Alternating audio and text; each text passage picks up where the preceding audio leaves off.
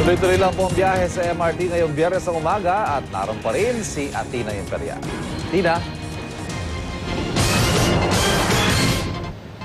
Good morning, Ivan. Sa mga oras na ito ay mas marami na nga ang mga pasaherong dumadagsa dito sa MRT North Avenue Station. Kung mapapansin mo, itong pila ng mga pasaherong paakyat, mas mabagal sila sa kanilang pag-akyat dito sa mismong estasyon. Pero hindi pa naman kailangan ng mga security guards para i-control yung mga pasaherong dumadating dito ngayon.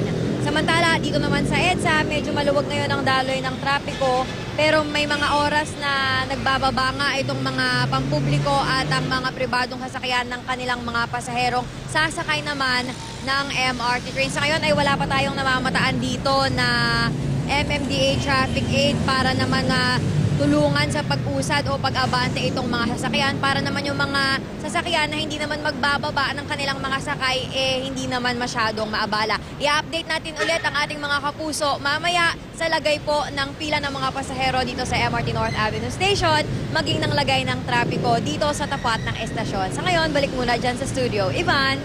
Maraming salamat, Atina Imperial.